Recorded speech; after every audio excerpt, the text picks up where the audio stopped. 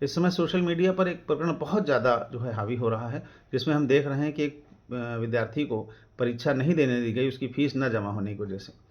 और ऐसे मामलों में अक्सर विद्यालय ही दोषी पाया जाता है, क्योंकि विद्यालय पढ़ाने का भी काम करता है, विद्यालय सारी सुविधाएँ भी देता है, तो निश्चय ही विद्यालय को फ़ीस भी चाहिए होती है।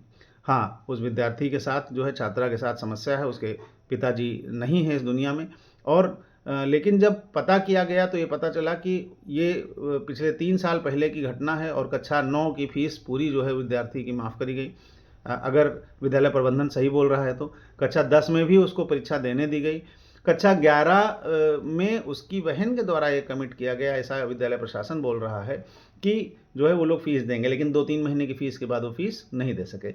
ऐसा एक प्रकरण नहीं, ऐसे कई प्रकरण होते हैं, जहाँ पर विद्यार्थी अक्षम हो जाते हैं, एडमिशन सभी अच्छी शिक्षा चाहते हैं।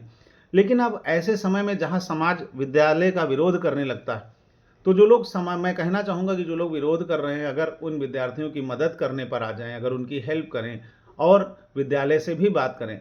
अब विद्यालय इतना बड़ा इंफ्रास्ट्रक्चर लेकर के, इतना बड़ा जो है सारे मानकों को लेकर के, सारे टीचरों को सैलरी से लेकर के बस तक का खर्चा वो वहन करता है, ठीक है? और अगर 1 महीने अगर एक विद्यालय के एक कमरे में एक पंखा भी नहीं चलता है, तो विद्यार्थी जो है वो शिकायत करने लगते हैं। पानी की गुणवत्ता में आरओ से लेकर के किसी भी तरीके की कमी आती है, तो भी विद्यालय के ऊपर उँगलियाँ उठने लगती हैं। इवन एडवर्टाइज़मेंट भी ना करे तब भी उसके एडमिशन कम हो जाते हैं। अब आप समझिए इतने जो है प्रतियोगी माहौल में कोई विद्यालय चल रहा है और शहर से जो है वो विद्यालय में अध्यापक जाते हैं, हर तरह की उनको मानक पूरा करना पड़ता है और उसके बावजूद अगर वो फ़ीस नहीं लेगा तो उसका काम कहाँ से चलेगा, ठीक? हाँ, ऐसी समस्याएँ विद्यार्थियों के साथ आती हैं, तो जो समाज विद्यालय को पूरे तरीके से दोषी ठहराने लगता है, अगर वो समाज उस विद्यार्थी की मदद कर दे, अगर उसको आर्थिक रूप से सहायता कर दे, इतने बड़े-बड़े नेता हैं, इतनी बड़ी-बड़ी जो हैं बातें होती हैं, इतने बड़े-बड़े गवर्नमेंट के जो है वो रूल हैं, अगर उसके माध्यम से उनकी मदद कर दी जाए, तो वो बेहतर है कि किसी विद्यालय का पर्टिकुलर विद्यालय का मोराल डाउन करना वो बेहतर है। तो विद्यालय को दोषी न ठहराएँ, आप सभी से अनुरोध है। विद्यालय में अगर कोई समस्या है, पिछले 3 साल से अगर विद्यालय उनको जो है परमिट कर रहा था, तो एक बार डाँटा गया, तो इस तरह की बात को, घर की बात को बाहर नहीं ले जाना था। हाँ, वैसे विद्यालय ने अगले दिन फ़ोन करके परीक्षा में जो है बैठने के लिए भी अनुमति दे दी है, ऐसा भी विद्यालय प्रबंधन कह रहा है। तो ऐसा नहीं होता है, लेकिन थोड़ा बहुत सहयोग तो विद्यार्थियों को करना ही होगा। ये छोटी-छोटी बातों को ले जाकर के मीडिया के सामने और पर्टिकुलर उसी विद्यालय में पढ़ रहे हैं, मानते हैं कि ये समस्याएँ हैं, लेकिन जो कमिटमेंट किया जाए उसको पूरा किया जाए और ये सब बातें विद्यालय हित में, विद्यार्थी हित में बिल्कुल अच्छी नहीं हैं। और समाज के लोगों से, मीडिया बंधुओं से मैं कहना चाहूँगा कि ऐसे छात्रों की मदद होनी चाहिए। सोशल मीडिया पे बहुत प्लेटफ़ॉर्म हैं, जहाँ यदि कोई बीमार है या कोई समस्या है तो उसकी हेल्प करी जा सकती है, मदद करी जा सकती है।